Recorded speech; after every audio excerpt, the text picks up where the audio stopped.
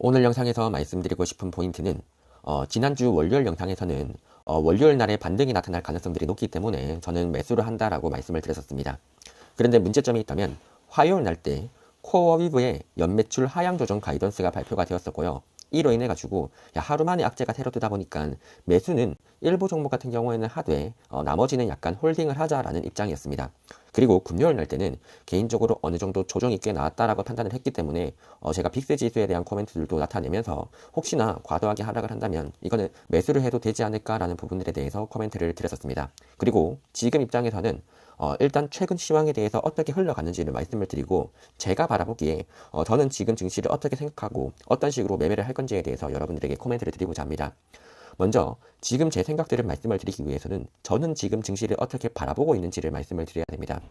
지난번 영상에서도 말씀을 드렸지만 간략하게만 말씀을 드리자면 10월 10일 날 이슈 같은 경우에는 미중 갈등 이슈로 인해서 증시가 크게 하락을 했다가 이후에는 횡보를 하기 시작을 했었죠. 그리고 10월 24일 날부터는 미중 협상 이슈가 있었었고 이로 인해서 증시가 상승을 하기 시작합니다. 그리고 10월 30일 날에는 메타의 실적이 발표가 되었고 이로 인해서 메타의 주가가 크게 급락하는 사건들이 발생을 합니다.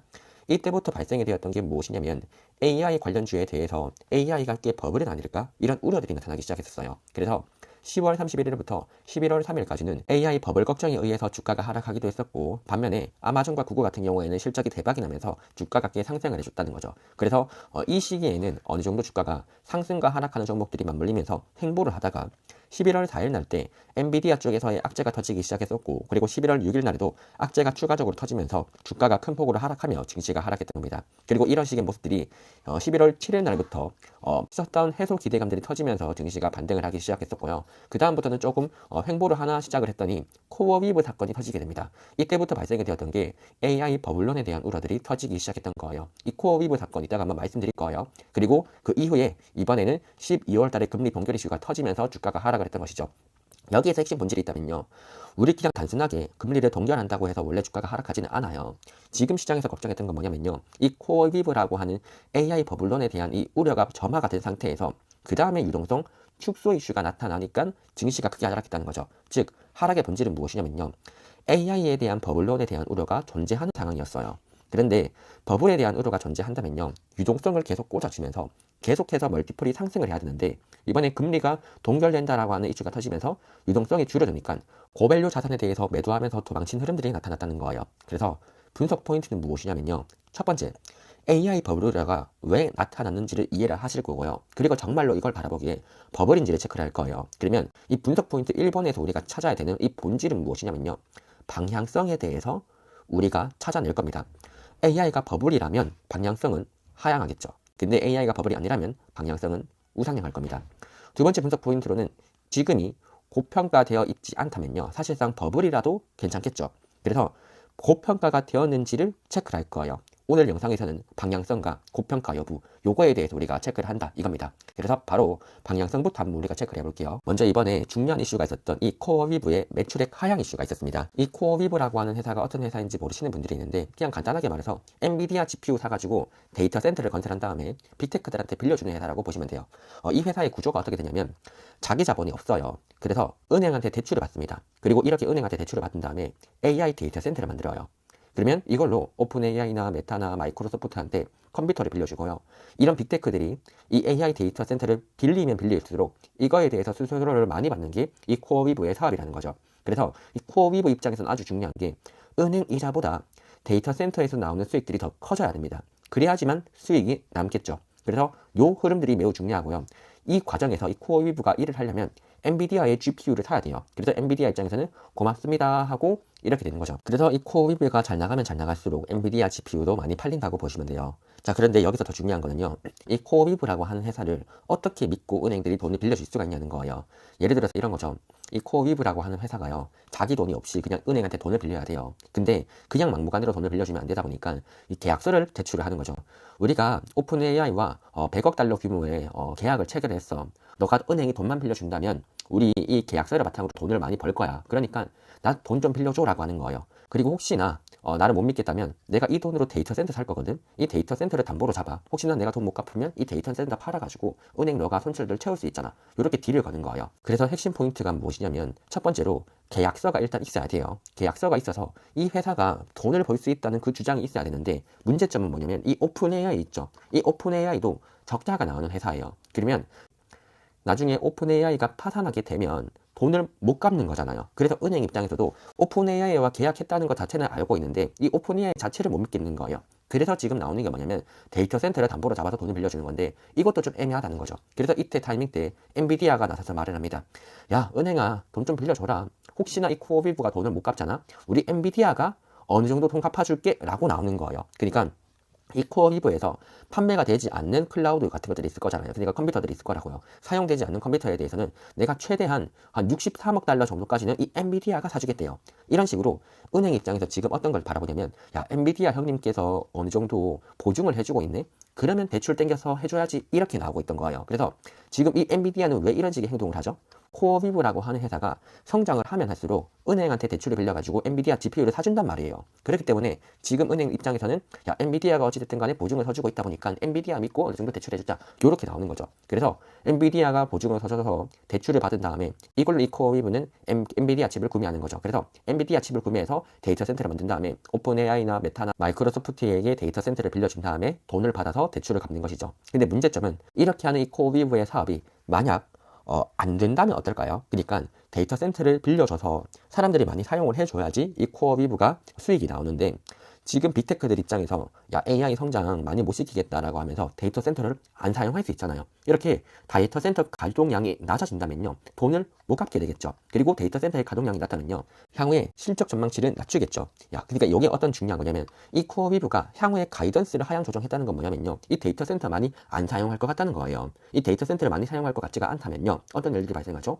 엔비디아 GPU 살 이유가 없다고요. 그러면 엔비디아 GPU에 대한 가이던스 자체도 하향 조정되게 된다는 겁니다. 그래서 이 재료가 이번에 나타났었는 거 아닌가라고 하는 이슈가 나온 거예요. 왜냐? 이 코어비브가 가이던스가 하향 조정되었기 때문에 내년에 200억 달러만큼 살려고 했던 게 120억 달러밖에 안 산대요, 엔비디아 GPU를. 그러면 엔비디아 GPU를 구매하려고 했는데 안 사니까 문제가 난 거 아니냐라고 체크를 하겠지만, 지금 본질은 전력 설비 업체에서 병목이 나온 거예요. 그러니까 지금 엔비디아 GPU의 구매를 못하는 이유가 무엇이냐면 수요가 안 좋아서 안 사는 게 아니에요.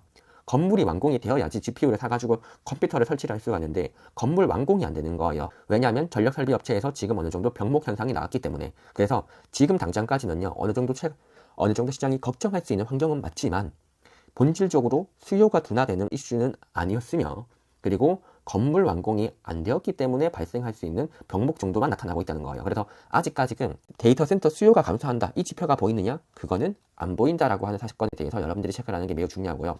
이게 코어위브 사건만 중요한 게 아니라 오라클의 사건도 중요해요. 되게 비슷한 환경이라고 바라볼 수가 있는 게, 이 오픈 AI 입장에서 오라클한테 3천억 달러 정도의 계약을 했어요. 그러니까 이 오라클 입장에서는 한 3천억 달러치 정도의 데이터 센터를 지어야 되는 거예요. 자, 그런데 이 오라클 입장에서 생각을 해봐요.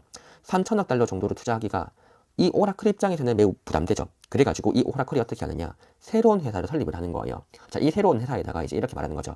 야, 내가 장기 계약서가 있어. 너희 뉴멕시코 데이터 센터에서 너희가 은행한테 대출 받아가지고 데이터 센터를 지어, 이러는 거죠. 그리고 얘네들이 데이터 센터를 지으면요, 여기에다가 이 오라클은 이 데이터 센터에다가 매월 비용을 지불하는 거예요. 예를 들어서 비용 내가 1억 달러씩 너한테 줄게 라고 하는 거죠. 그러면 이 뉴멕시코 데이터 센터는 어떻게 하느냐, 데이터 센터를 열심히 지어요. 어떻게?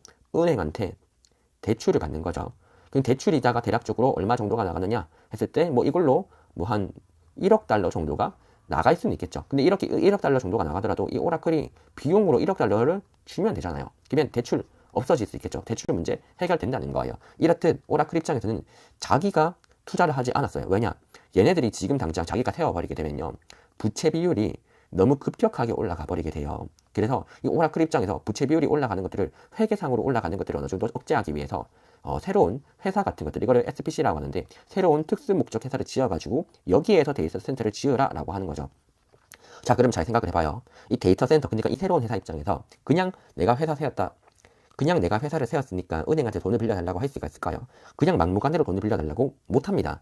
그래서 이 회사가 뭘 하냐면 은행한테 찾아가지고 대출을 해달라고 하는데 계약서를 제시를 하는 겁니다. 내가 오라클과 오픈 AI에 대해서 계약한 거래서가 있다. 그러니까 이 오라클이 우리 회사한테 10년 동안 돈을 주겠다라고 약속을 했다. 이 계약서를 들고 가는 거예요. 그러니까 나는 새로운 회사긴 한데 매년마다 오라클이라고 하는 회사에서 돈을 받을 거니까 나한테 돈을 빌려달라 이렇게 말하고요.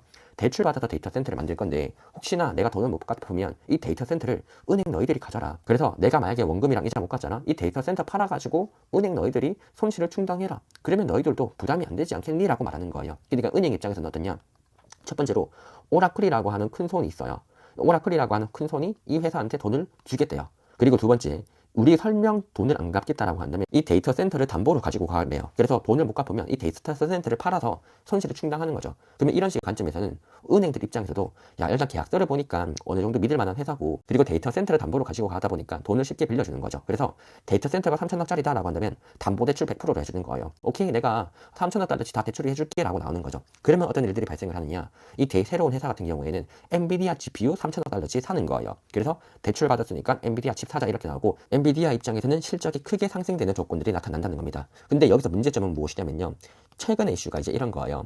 이 데이터 센터 있죠. 이거 3천억짜리치를 사도록 만들려고 했더니 담보대출을 100%로 안 해주고 80%로 해주는 거예요. 그러면 이제 이런 거예요. 이 데이터 센터를 만들려고 했을 때 원래는 3천억 달러치 구매하려고 했을 때 그래도 돈을 못 갚을 수도 있고 또한 데이터 센터가 감가상각이 나타날 수가 있잖아요.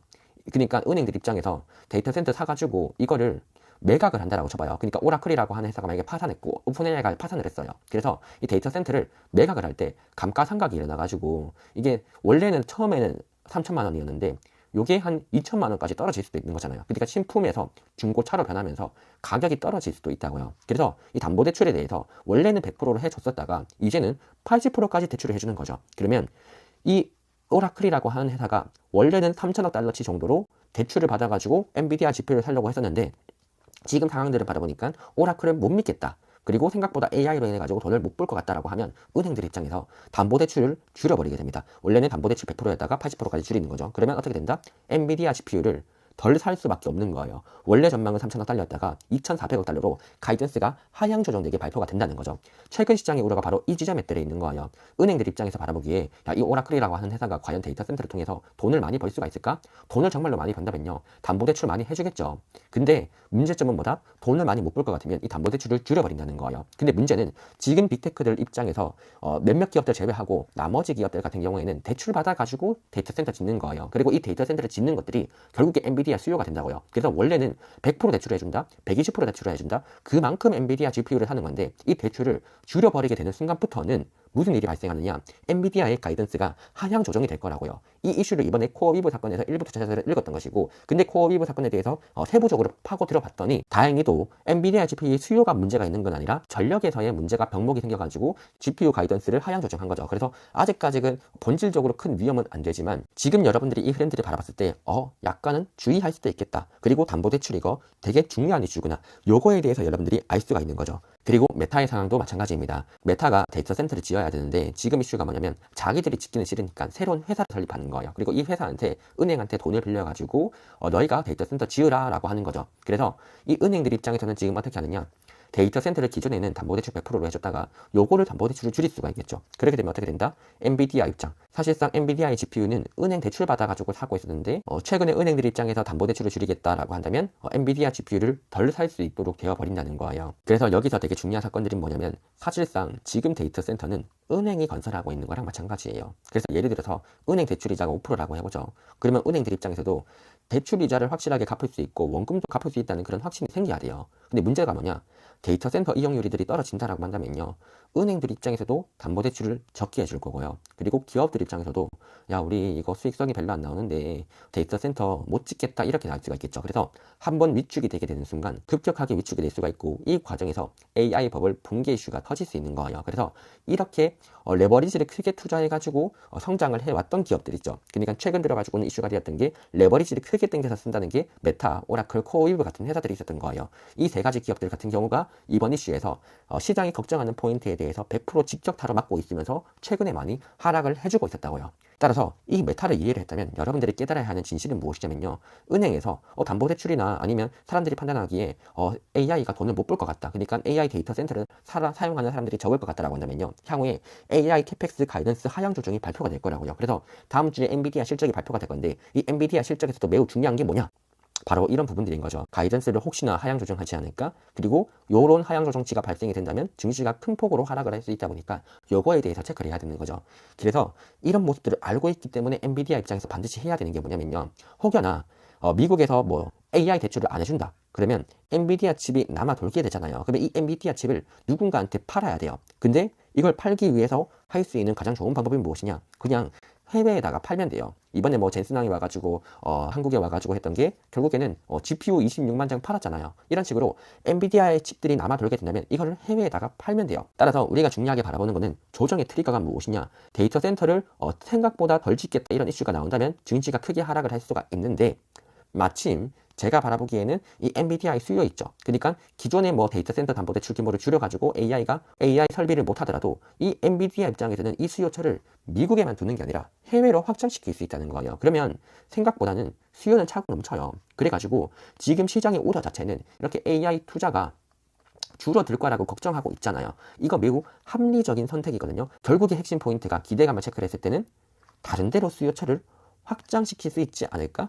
그렇다면 저의 결론은 야, AI 버블 우려가 분명히 존재하는 건 맞고 엔비디아 실적 가이던스가 하향될 것이라고 시장은 걱정을 하고 있으면서 주가가 하락해버려요. 그러니까 주가가 하락하는 게 시장이 걱정을 선반영하면서 그냥 주가가 하락하고 있다고요. 근데 본질은 무엇이냐면요. 새로운 수요를 찾는 것 자체는 쉬워요. 그래서 엔비디아 입장에서는 GPU를 구매하려고 하는 사람들이 많다 보니까 생각보다 캐펙스 하향 조정이 되지는 않을 거예요. 근데 병목 현상 같은 것들로 인해 가지고 잠깐 수요가 주춤할 수 있겠죠. 따라서 이런 구간들이 온다면 분명히 조정이 올 거예요. 그러니까 생각보다 가이던스 상향이 나타나지 않아 가지고 조정이 올 수가 있는데 그 가이던스가 상향 조정이 되지 않았던 원인에 대해서 분석을 해보라고요. 근데 그러면 병목 현상으로 인해서 가이던스가 하향 조정될 가능성이 높은데 사람들의 걱정은 야, 수요가 줄어든다 이렇게 하면서 걱정을 과도하게 해서 주가가 하락해진다면 매수할 수 있는 기회가 되는 거죠. 따라서 향후에 조정이 온다라고 한다면 저는 매수를 하면 어떨까라고 생각하는 게 저의 생각이고, 그러면 첫 번째 의문점이었던 AI 버블에 대한 방향성이 있죠.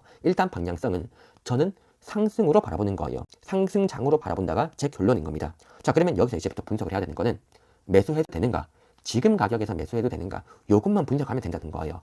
방향성이 상방이라면 지금 과연 주 매수를 하는 게 좋을까를 분석을 해야 되는데, 요거는 제 책에서도 일단은 분석했던 내용들이 있죠. 일단은 지금과 같이 급락할 때의 이슈들은 급락장에서는 제 책 4부 내용들을 바라보시면 된다라고 말씀을 드렸고요. 기술적 관점에서 매수 전략을 세우는 방법들에 대해서 코멘트를 드렸었고, 지난주 금요일 날, 쉽게 말해서 이틀 전 금요일 날에는 어느 정도 빅스 지수를 활용해서 여러분들한테 1차 매수 구간들이 다가오지 않을까라고 해서 영상 게시글들을 올렸었고요.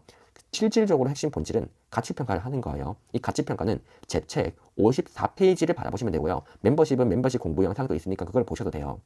근데 책에서도 어느 정도 쉽게 설명했다 보니까 책 내용들 따라가지고 여러분들이 해보셔도 되겠죠. 그래서 분석을 해본 결과가 어떻게 되느냐. 이번에 실적들이 상당히 잘 나왔어요. 올해 3분기 때 실적이 잘 나와가지고요.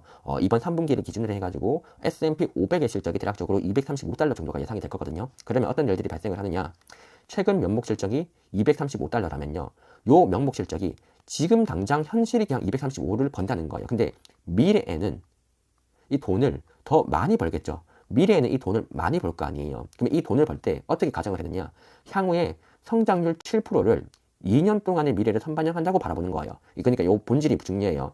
저는 지금 어떻게 생각을 하냐면 현재 실적에서 향후 2년 동안 7% 정도의 성장이 나타난다라고 한다면 2년 이후의 실적은 270달러 정도가 돼요. 그러니까 S&P 한 주를 샀을 때 270달러를 여러분들한테 준다고요. 그러면 여러분들은 270달러 주는 이 회사를 얼마 주고 살래라고 물어보시면 돼요. 누군가는 야 1년 동안 270달러를 준다는데 이거 나는 한 1000달러에 사겠다. 이런 식으로 얼마 주고 살래라고 했을 때 최근 5년 동안의 사람들 있죠. 그러니까 최근 5년 동안의 사람들은요.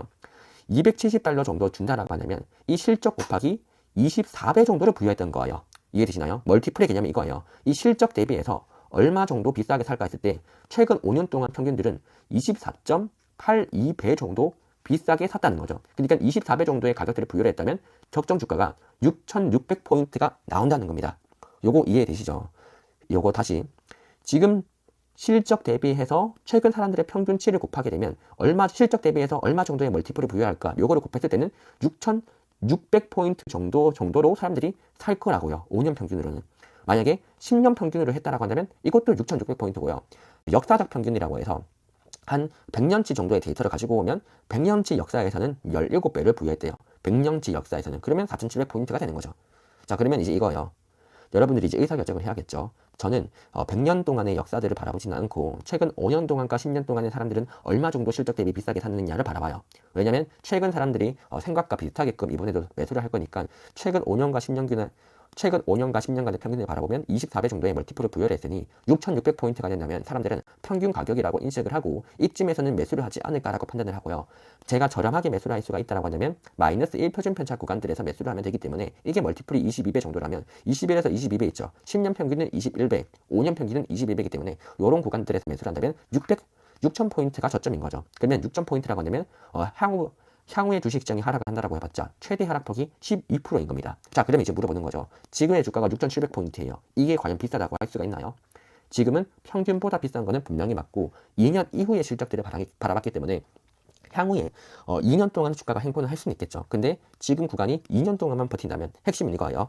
2년 동안만 우리가 버틴다면 지금의 주가가 결코 비싸다고 할 수는 없다는 거예요. 2년간 버틴다가 조건인 거죠. 그래서 2년 동안만 버티면 비싼 건 아니기 때문에, 그리고 시장은 1에서 2년 정도의 미래는 선반영하기 때문에 만약에 혹여나 하락해봤자 최대 12% 정도가 최대 하락폭이다. 따라서 저 같은 경우에는 하락폭 12% 정도만 걱정을 하고 있는 상태에서 어느 정도 주식을 들고 가는 게 타당할 수 있다는 결론들이 나온다는 겁니다. 그러면 다 끝났다라고 바라보시면 돼요. 개인적으로 제가 생각하고 있는 핵심 포인트들에 대해서 다 말씀을 드렸고요. 이번에 최근 영상들이 제가 6일 전에 올렸는데 제가 개인적으로 바쁜 일정들도 다 끝났다 보니까 영상들을 빠르게 올려드리도록 하겠습니다. 그리고 멤버십 영상에서는 지금 여러분들이 알고 가야 되는 이 사이클에 대한 흐름들이 있죠. 이런 것들을 어떻게 만들고 포트폴리오 조정들을 어떤 책으로 하는지에 대해서 올려드린 영상들이 있다 보니까 해당 영상 꼭 읽어보시면 좋겠고, 개인적으로 포트폴리오를 하겠다라고 한다면 이번에 제가 올려드린 22시간 전에 올려드린 이 영상 있죠. 상당히 중요한 개념이에요. 요거 그냥 막무가내로 넘기지 마시고 요 내용들 천천히 읽어보세요. 그냥 따라 한번 해보세요. 생각보다 어렵지 않을 거니까 그냥 똑같이 따라 해보겠다. 그냥 적어보세요. 적어보시면 확실하게 이해가 될 거다 보니 요 영상 한번 읽어보시고 복습을 한번 해보신다면 향후에 제가 이런 내용들 꽤 많이 올릴 거거든요. 왜냐면 지금 매크로 환경이 포트폴리오가 상당히 중요해지고 있는 환경이기도 하고 매크로가 어려워지고 있는 환경이기도 하다 보니까 이번에 올려드린 영상들 잘 읽어보시면 도움이 되지 않을까 생각을 합니다. 제 책 2부와 3부 내용들을 읽고 이 내용들 읽어보시면 조금 더 이해하기가 쉬울 수도 있어요. 자, 그러면 오늘 영상은 여기서 마치도록 하고, 개인적으로 제 생각이 정답이 아닙니다. 여러분들이 생각하시는 게 정답이기 때문에 여러분들 의사결정에 맞춰가지고 매매를 하시면 되지 제 의견을 따라서 매매하지는 말라는 점 말씀드리고 제 영상은 마무리하도록 하겠습니다.